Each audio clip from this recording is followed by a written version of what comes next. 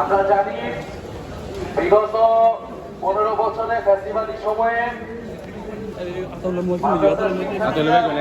সমাজ নির্যাতিত হয়েছে, বারবার নির্যাতিত হয়েছে। আমরা 2013 সালে চাকলা হত্যাকাণ্ডের কথা জানি, গণহত্যা সংঘটিত হয়েছিল। তারপরও আলেম সমাজ এবং মাদ্রাসার শিক্ষার্থীরা কখনো প্রতিবাদ থামায়নি। তারা যে কোনো জুলুমের বিরুদ্ধে সবসময় প্রতিবাদ চালিয়েছে। আলেম সমাজ এবং মাদ্রাসা শিক্ষার্থীর অংশগ্রহণ ছাড়া জুলাই গণ অভ্যুত্থান সম্ভব হতো না। ফলে এই গণ অভ্যুত্থানে আপনাদের অংশগ্রহণ, দেশের স্বাধীনতা সার্বভৌমত্বের জন্য আপনাদের যে আত্মদান, সেটা বাংলাদেশের জনগণ, বাংলাদেশের ইতিহাসে যুগ যুগ ধরে স্মরণীয় হয়ে থাকবে। আমরা একটা নতুন স্বাধীনতা পেয়েছি, আমরা এই দেশটাকে এখন নতুন করে গড়তে চাই। সেই নতুন দেশে আলেম সমাজের নেতৃত্ব আমরা চাই, সামাজিক নেতৃত্ব।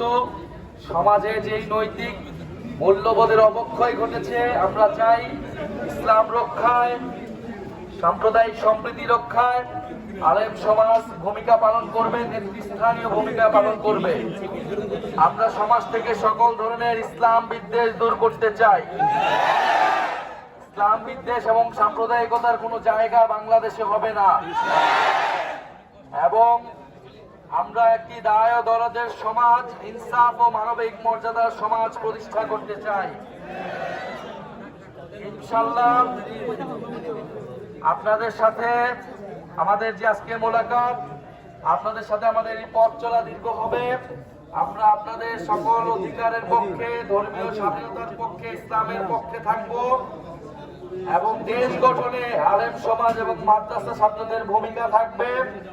আমরা সেই নতুন বাংলাদেশ সকলে মিলে সৌহার্দ্যের বাংলাদেশ গড়ে তুলব।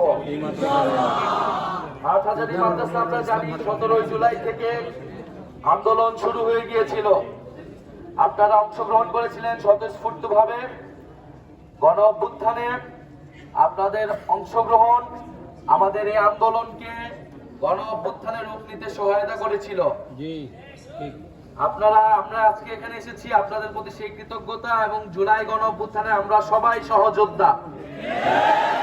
আমরা সবাই একসাথে এই দেশটাকে স্বাধীন করেছি, কিন্তু দেশের স্বাধীনতা অর্জন করার থেকেও স্বাধীনতা রক্ষা করা কঠিন।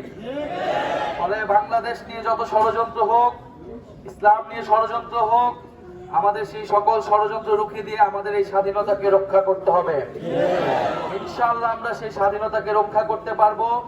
একটা ইনসাফ ভিত্তিক, মর্যাদা ভিত্তিক বাংলাদেশ আমরা প্রতিষ্ঠা করতে পারবো।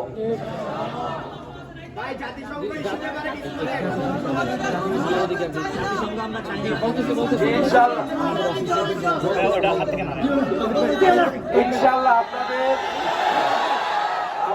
সাথে আলোচনা ব্যতীত, বাংলাদেশের আলেম সমাজ মাদ্রাসা শিক্ষার্থীদের সাথে ব্যতীত কোন ধরনের জাতীয় সিদ্ধান্ত নেওয়া সম্ভব হবে না।